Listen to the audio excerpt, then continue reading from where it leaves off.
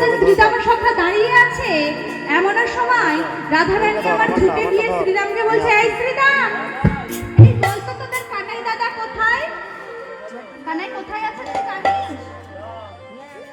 তখন শ্রীরাম বলছে, না না রাই, কানাই কোথায় আছে আমি জানি না, যাও যাও তুমি অন্য কোথাও থেকে কানাইকে খুঁজে নাও। তা তখন রাধারানী আমার বলছে, বেশ শ্রীরাম, তুই যখন জানিস না যে তোদের কানাই দাদা কোথায় আছে, তাহলে তুই এক কাজ কর, তুই এই দাসটাকে ছেড়ে দে, আমি এই কুঞ্জের মধ্যে প্রবেশ করি আর দেখি তোর কানাই দাদা কোথায় আছে।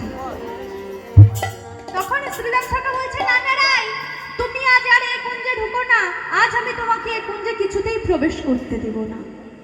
আজ এ বলে শ্রীরাম সখা রাধারানীর কথোপকথন হচ্ছে, এমন সময় জোরপূর্বক রাধারানী আমার নিজের চরণকে সেই কুঞ্জের মধ্যে দিয়েছে, আর যেই না কুঞ্জের মধ্যে নিজের চরণে দিয়েছে, এমন সময় শ্রীরাম আমার চিৎকার করে বলছে, সাবধান রাধে, আমি তোমায় বারবার করে বারণ করছি, তুমি আজ আর একটি পদ অগ্রসর করো না।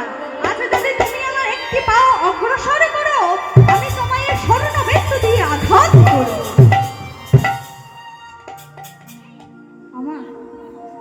আজ যেই না শ্রীরাম সখা বলেছে যে আমি এই স্বর্ণবেত্ত দিয়ে আঘাত করব, এমন সময় রাধারানী আমার বলছে, শ্রীরাম, তুমি ভগবানের ভক্ত হয়ে ভগবান কুলে জন্মগ্রহণ নিয়ে আজ আমি তোমার মধ্যে অসুরের আচরণ দেখেছি। শোনো শ্রীরাম, আজ যে তুমি আমায় আঘাত করবে বললে না, আমি তোমায় অভিশাপ দিচ্ছি, পর জন্মে তুমি অসুর কুলে জন্মগ্রহণ করবে।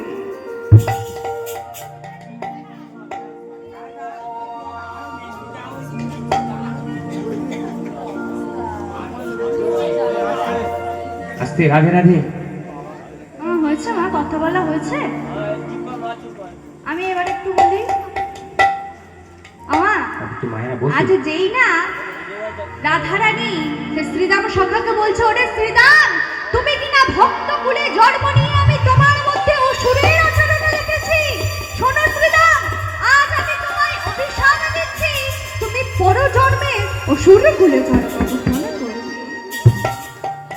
শ্রীরাম সখা আমার দুটি করো জড়ো করে বলছে, ওগো রায়, সে কৃষ্ণ বাক্য রক্ষার্থে তুমি আমার অভিশাপ দিলে, তাহলে শোনো রায়, আমিও যদি কৃষ্ণ ভক্ত হয়ে থাকি, আমিও যদি একটিবারের জন্য সে শ্রীকৃষ্ণের চরণে নিজের মন প্রাণ সঁপে দিয়ে থাকি, আমিও তোমায় অভিশাপ দিলাম, তুমি আজ থেকে বৃন্দাবনের মাঝে শত শত বছর কৃষ্ণ হারা হয়ে ঘুরে বেড়াবে।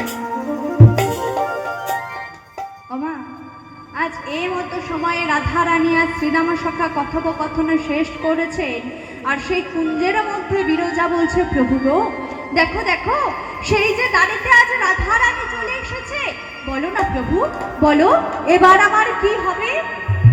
মা, আজ যেই না এমন করে বলেছে, তখন প্রাণ গোবিন্দ আমার বলছে, এই যে বিরজা, তুমি চিন্তা করো না, তুমি এক কাজ করো, তুমি এই কুঞ্জের মধ্যে জল রূপে বয়ে যাও, আর আমি তোমার উপরে সর্বরূপ ধারণ করে বিরাজ করি।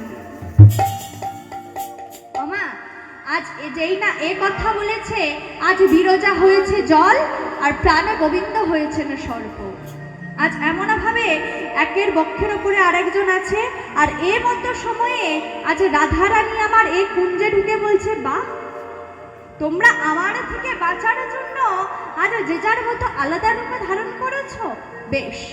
আজ প্রাণ গোবিন্দ যখন হয়েছে সর্প আর বিরজা যখন হয়েছে জল, তাহলে আমি কি রূপে ধারণ করবো বলো তো? আজ আমি হব ময়ূর।